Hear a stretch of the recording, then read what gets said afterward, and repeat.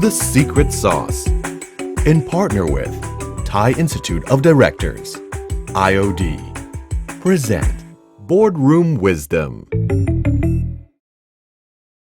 Can we have listened to both Kun Bill and Kun Dilip talk about the business of Minor International, and it's very inspiring.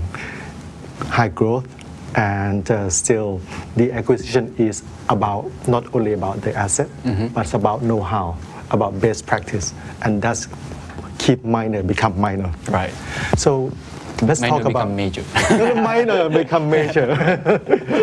So let's talk about the force behind Minor International. So we have a joke that it's like a secret sauce or secret sauce, right? So this is about the boardroom of Minor International. So Minor International right now, the revenue, I understand that 70% comes from international, 30% come from domestic. And we saw in the annual report that you have 11 board of directors member, and only 4 are Thai. Is that a coincidence? 70-30 of the revenue and 70-30 of the Thai and non-Thai. Well, I think part of that relates really to the fact that we don't really look at talent by nationality. We look at talent as being the best available, and that applies to the board. We're seeking the very best board members, no matter what nationality, no matter where they come from. So, and as a result of that, I think we have a very international board, but they bring with them different skill sets, different knowledge, the composition gives us much more learning capability, I would say, from our board. So how do you manage a group of diverse people? I think carefully. We as a board, I think, believe very much in consensus. I think that we're fortunate that almost 50% of the shareholding of the company sits at the board level. So that means that when we discuss something at the board, we're also discussing the issue with nearly 50% of the shareholders. So that allows us, I think, a lot more strength in making the correct decision.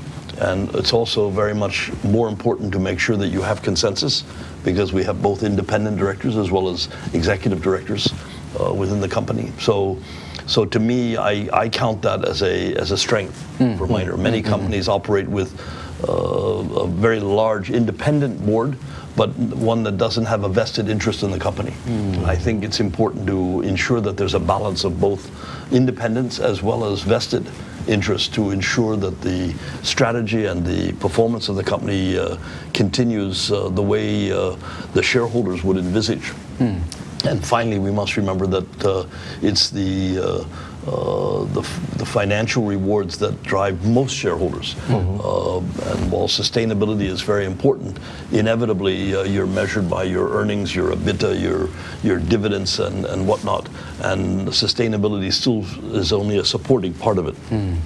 So, but we try to balance all of that and try to deliver a superior result for both the shareholders and in fact all of our stakeholders, and that's why the sustainability still is very important, because we need that sustainability to help us to gain credibility, to gain support in order to continue to reward the shareholders. So let's talk about the journey of the boardroom in the 50 years, and that is when it started, you were the founder, right? And then it went listed, and then you became the CEO and the chairman, and right now you become just the chairman and Kun Dilip as a CEO. What is the difference between when you were the chairman and the CEO and now you're just the chairman? How does it feel like? What's the difference? For me, you'd have to ask Dilip. I don't see a lot of difference, because I see Dilip has worked with us for 12 years, I think. 14 now. Goes too quickly. Through many of those, the latter years, he was our COO. So he worked very closely with me. And I would say that when you work closely with someone, you learn to not only to respect them, but to trust their judgment. And I have learned to trust his judgment, and I hope it applies both ways. And we have then, I think, become a team. And I think in the boardroom, teamwork is very important. So in this particular case, perhaps my role now more as a chairman, I don't want to say that it's only about strategy or the future, because I think I still have a role to play in supporting Dilip. But at the same time, I think Dilip has has immense experience in also helping us to frame that strategic goals that we want as we follow a new roadmap to success.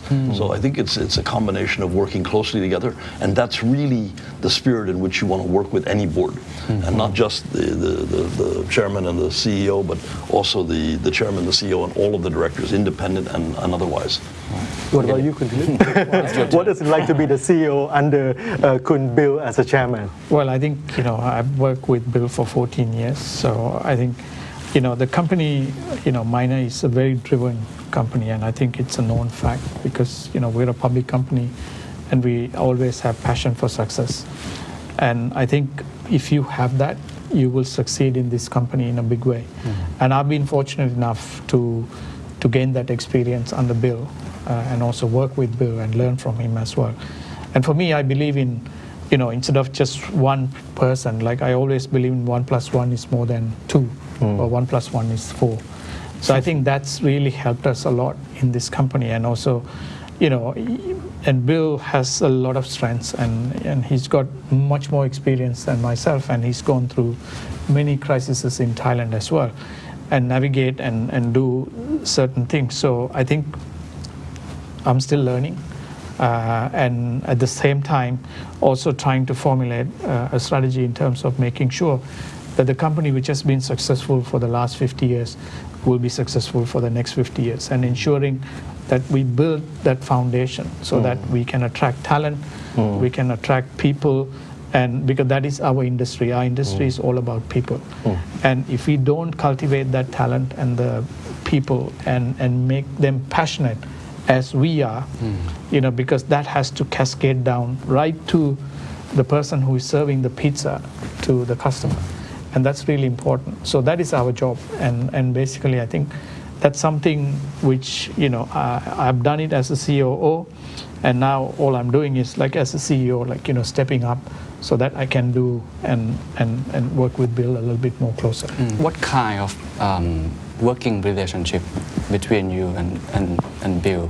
I mean, has anything changed in the past few months because COVID-19 came in? So how quick, something like that? I think a lot has changed in the last 4 months because, as Bill was saying, we had to react fast. We had to plan fast. We had to launch some of the initiatives really fast. And, we were the first to come into the market and ensure that we showed up our capital structure strong. We went to the bond market really quick.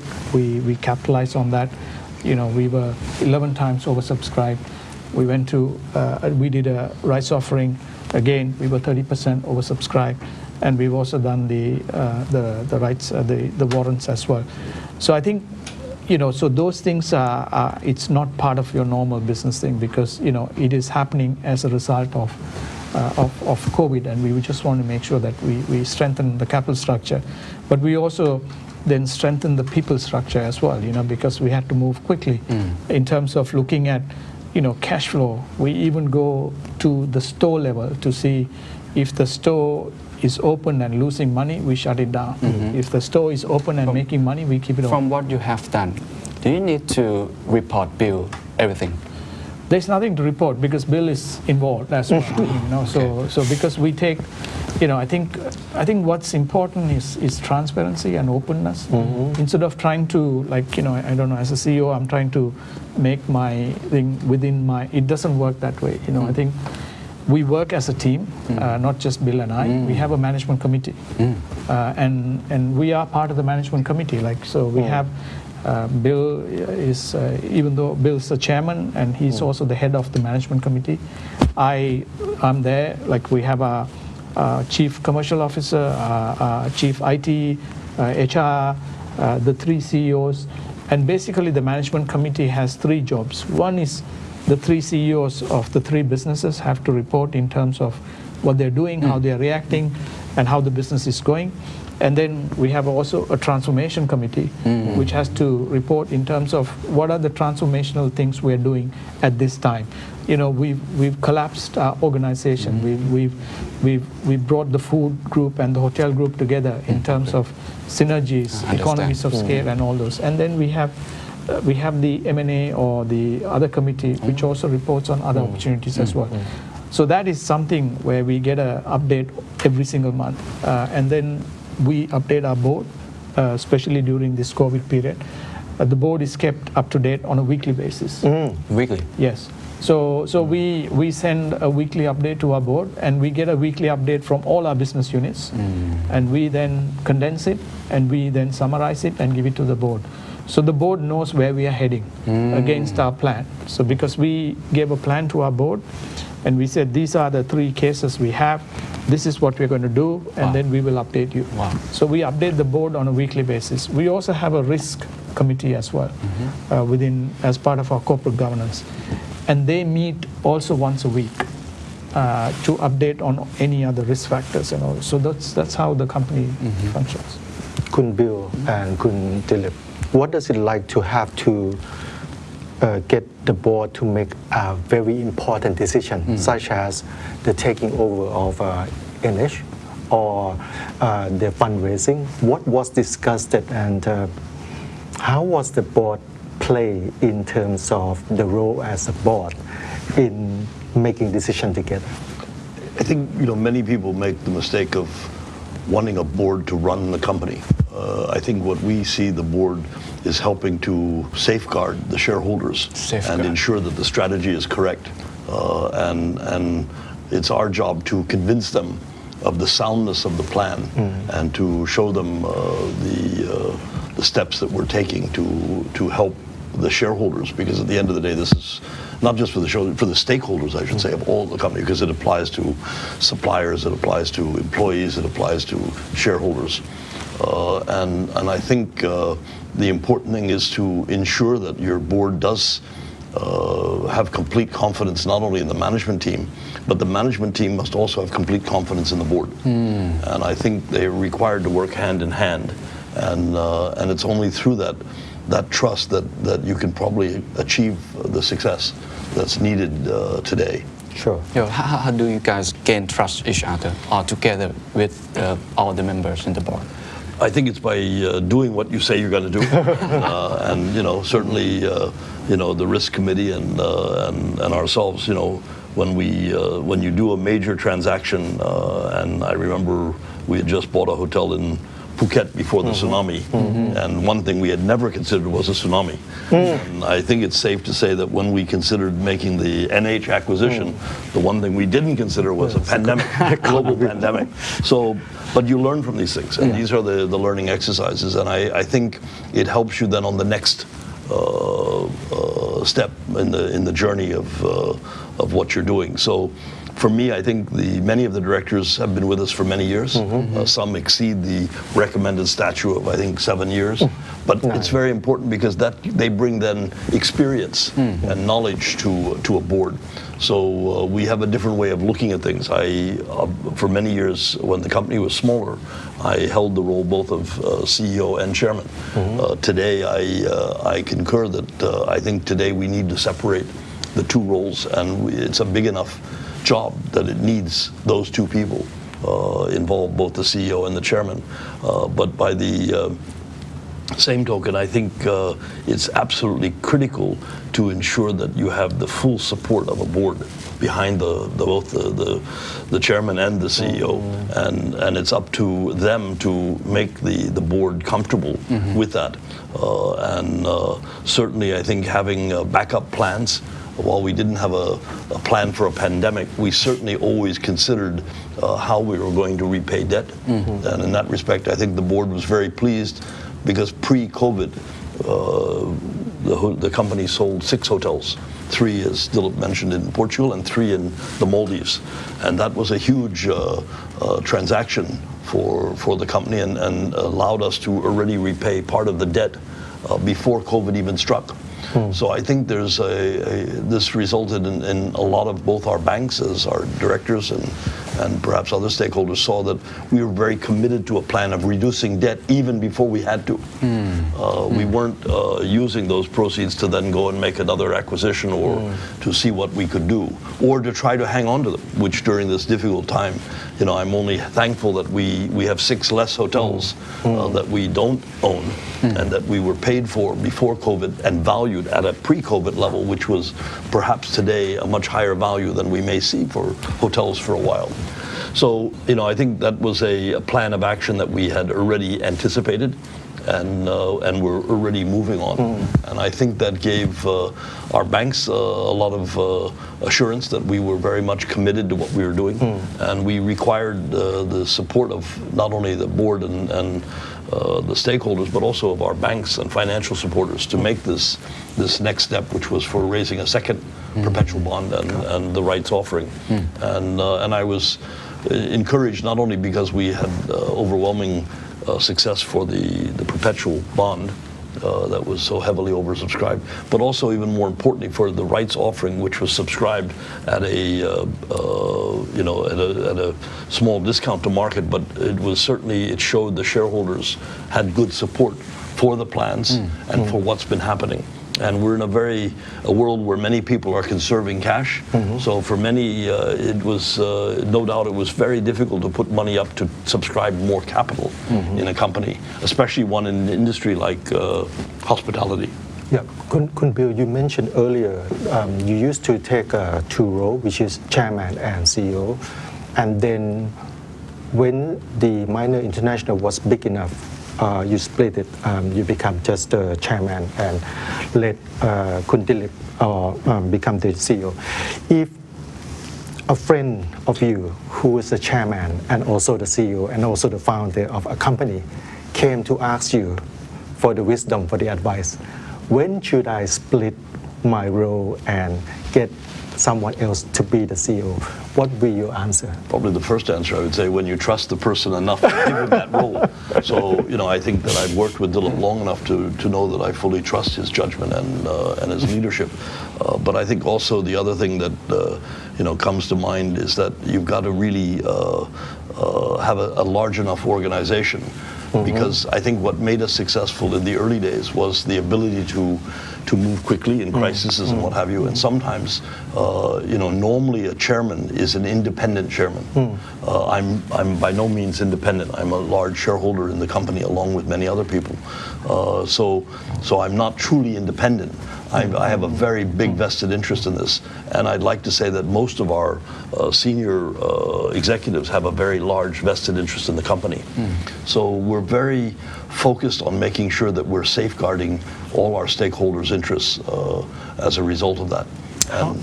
How does all other members of the board help the company play as someone who plays as a safeguard? How does it happen? I think we have a very diverse board. We have entrepreneurs, people like Kun Tirapong, who's a very well-known entrepreneur also. We have Kun Ying Chada, who's just retired but remains an advisor to the board. She'd been on our board, I'm not even sure, I think 15 years or more.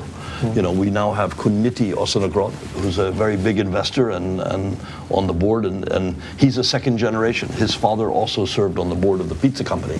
So we're trying also to make that transition from being a smaller, very dynamic company to a larger, more cautious company in many respects, because we have much more at stake now, not only in the number of employees, but the number of shareholders and other stakeholders that we have. So I think it's all about timing and making sure you do it at the right time. So my advice would be that make sure that you're of scale enough, size enough, where you can split the responsibility. And today, I think Minor is at a stage of its development where it was wise to split it. And again, the split came before COVID-19, and it had been planned for, I'd like to say, for at least the last 12 months before the end of the year, we'd already been discussing it, and the decision was taken the decision was taken early last year, and it was already planned for a year-end announcement by the middle of the year. So I think we were well on the way to doing that. It was no shock, and I think that's what's very important with a company our size is continuity. So I look at the Miner website. There are many well-known Thai business leaders. Kun Charampon from Bangkok Bank, Kun Chang from Thai Union, as you mentioned, Kun Nithi Osatanukroh. Kun Suwapha. Right. What is the criteria for choosing people? Well, I was involved in the selection of many of these directors, and I tried to get directors that were very different in their thinking from me. Kun Ying Chada before retirement was very much a banker, a very cautious person. Charampon had experience not only with Thai International, but then with the bank, with a very large global organization. So as we were becoming more global at that time, that was before the NH acquisition, he was a very good addition because he had the experience of Thai International. So we looked within the independent directors and outside directors for people that could complement what we were saying and doing. And I think we were very successful in finding them, and we have a very cohesive board that works very closely. Doesn't always agree, but I think generally we try to reach a consensus because I think it's very important that when you choose a course of action that you make sure that everyone will be behind it. And I think the board respects the fact that we try to seek unanimity in the board decisions so that there's no second guessing or questioning later.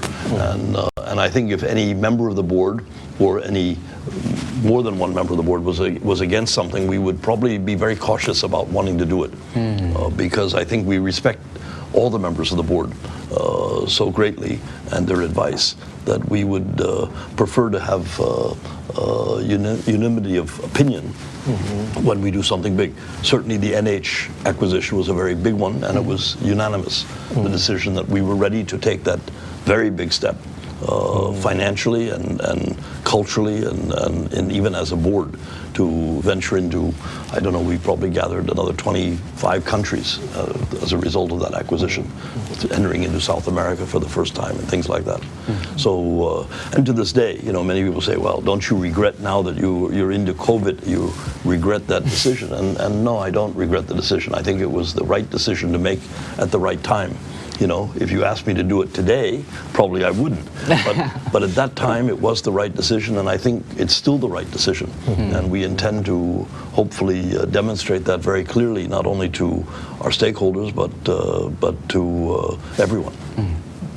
In order for the board to reach an important decision, were there lots of discussion and were there lots of difficult questions?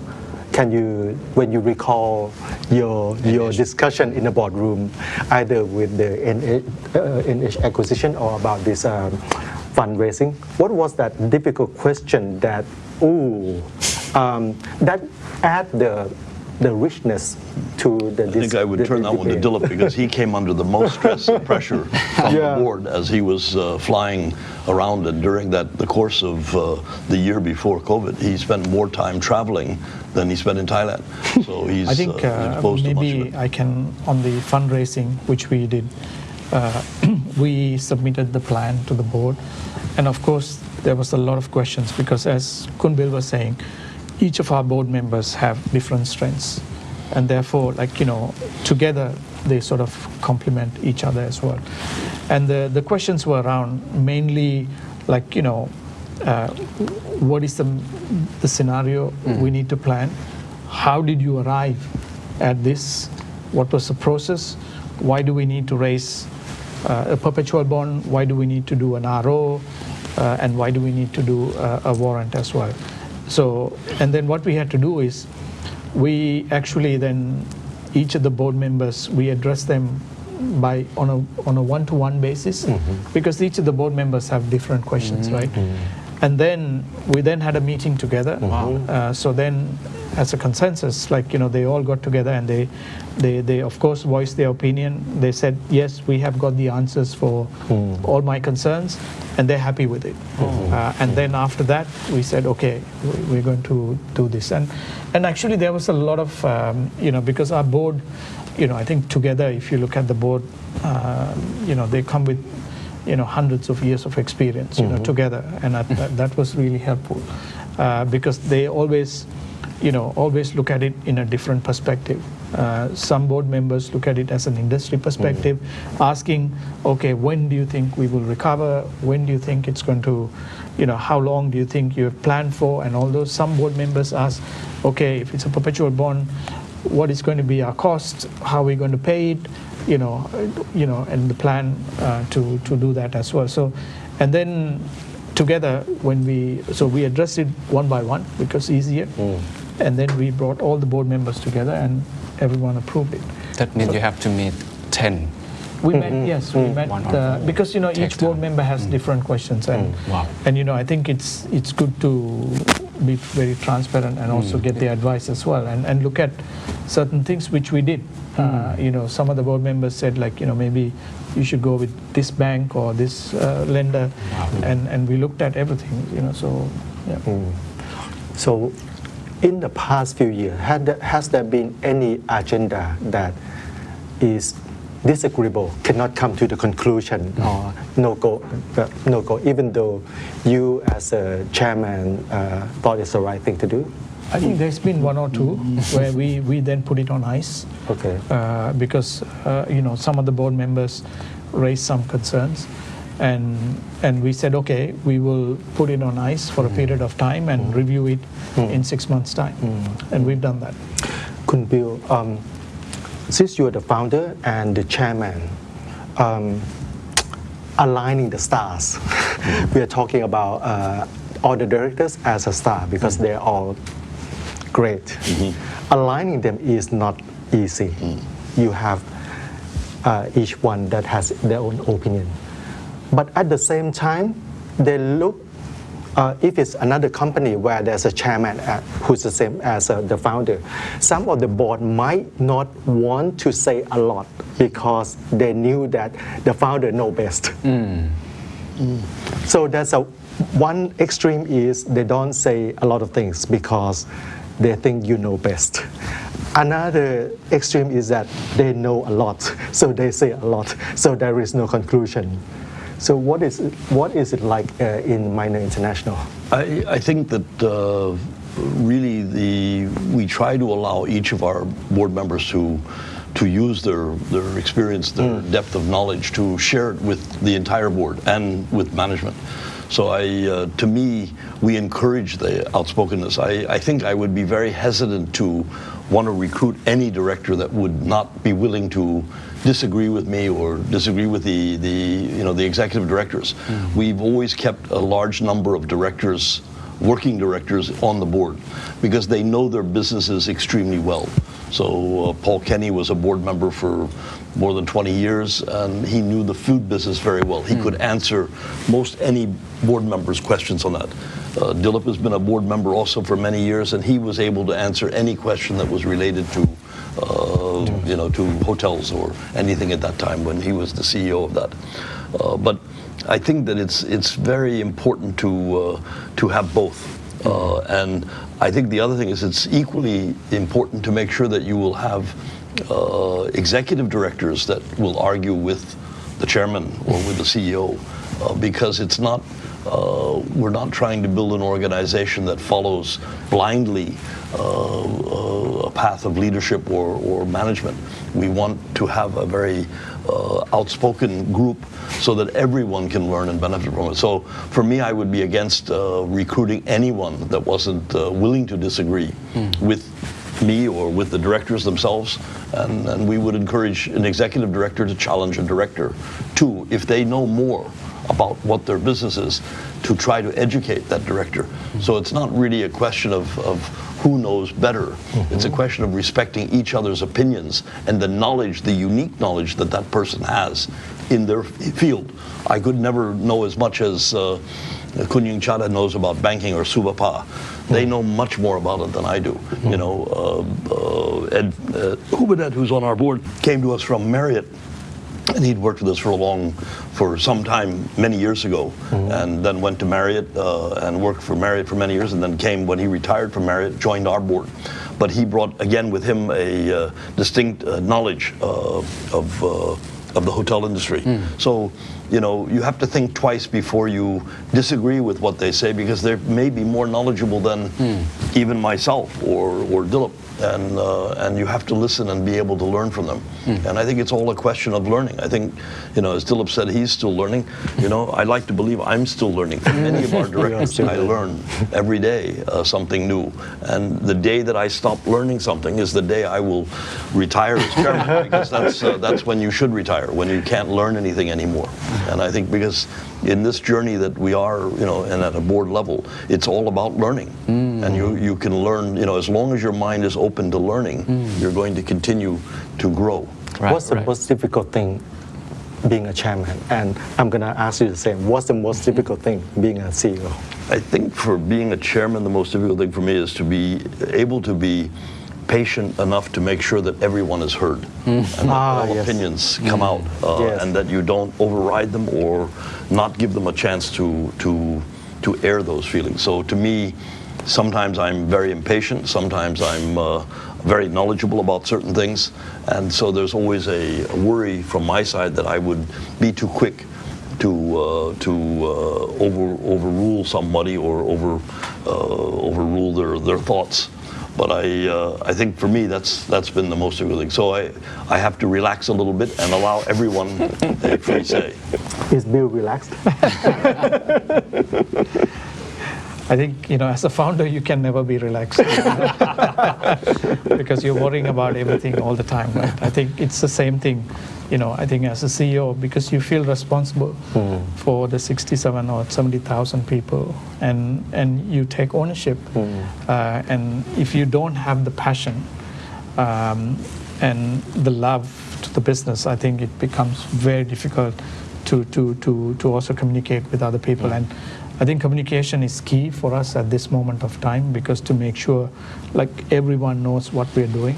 And also, like, you know, the other one we also look at is succession planning, you know, which is also quite important for us, you know, especially during this time where, you know, people are doing multiple jobs. So I think the most difficult thing would be, you know, sometimes you have to have patience because you can't expect everyone to work at the same wavelength as you do.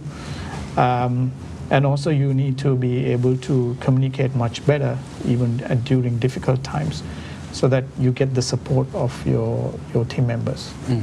Minor has won Board of the Year award from IOD from 2 years ago. Last year. Yes. Right. But the award was granted last year. Last year. It's from 2018. Right, and I think your board is very perfect. But I think from you mentioned about a new roadmap in the next future, because fast changing world, right, is waiting for us. So if you can choose a new board member, or what an ideal board for the future to overcome this uncertain world? I think it's still evolving. I think every time we add a member to the board, we look very carefully and discuss at a board level. You know, while the nominating committee may be active in selecting 2 or 3 people, it's then at the board level that these people and their personalities and their knowledge and their experience is discussed, debated, and the right choice is then made.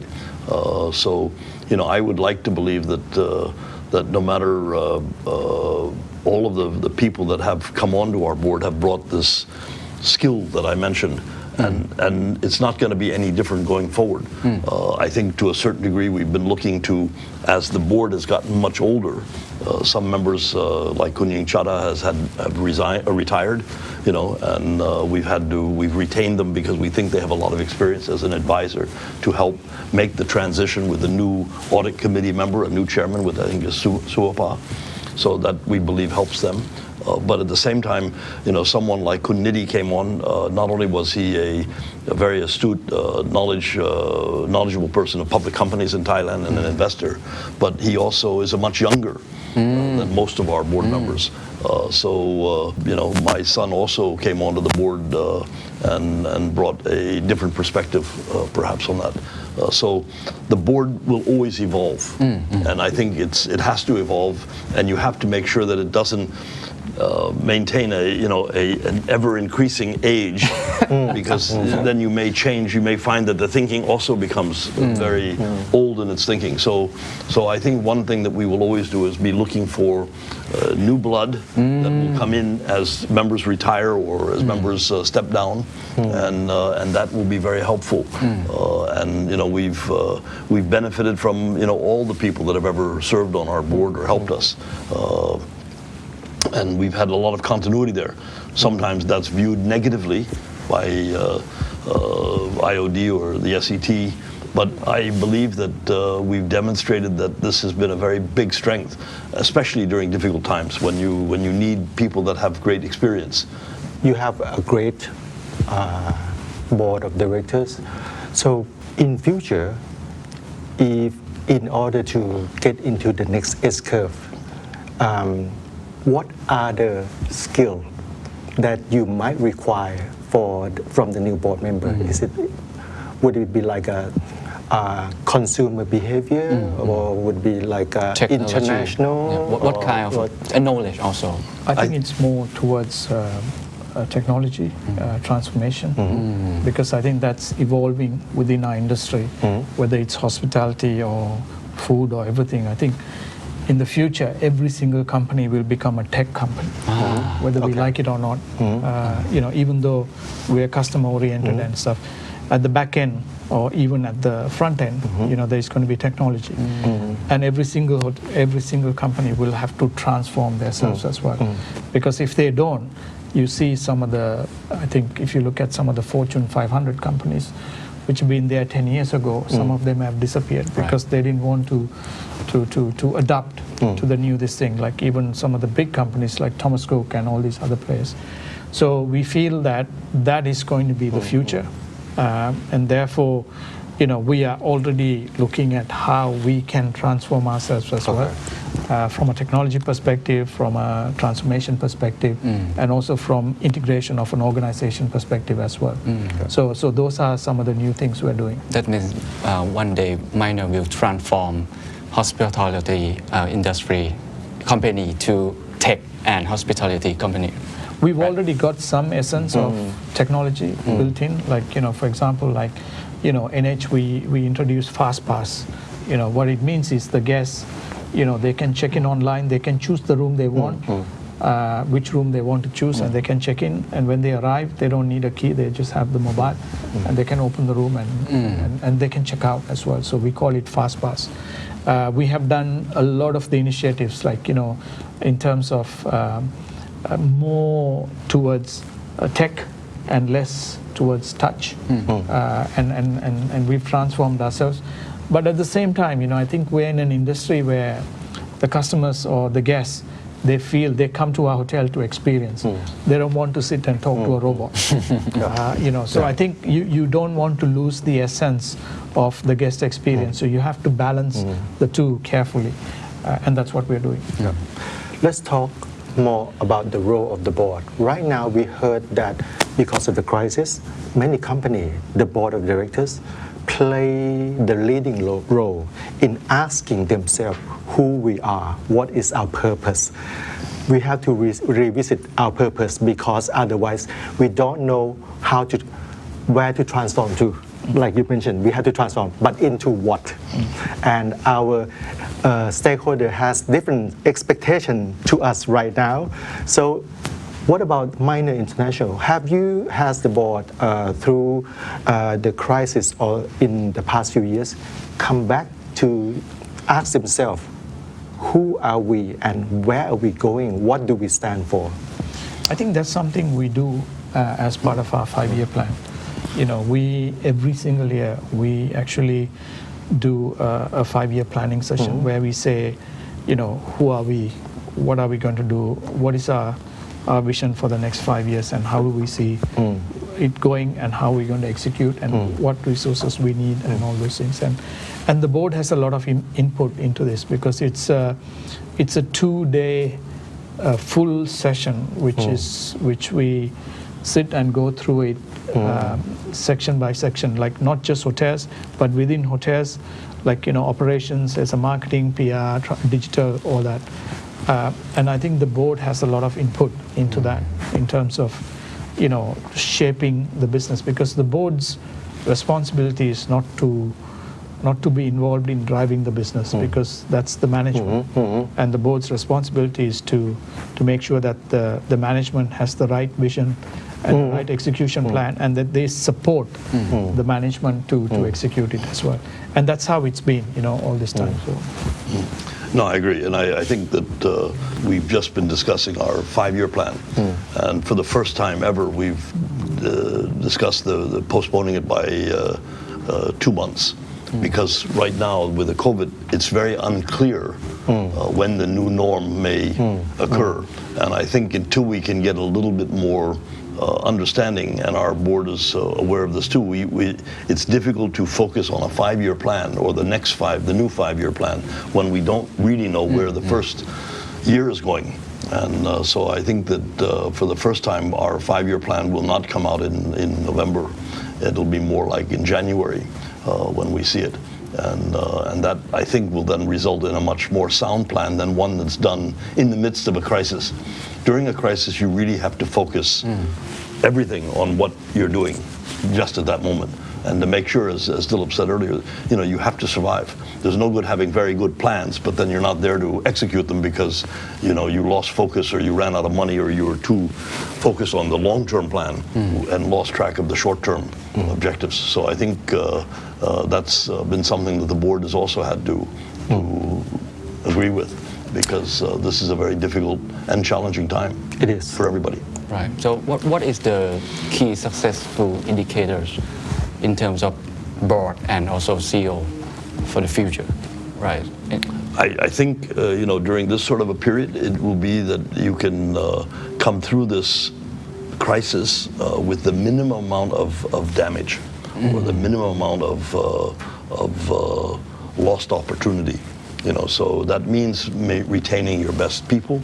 That means keeping the company liquid, making sure that you're going to be there for the long term, not for the short term.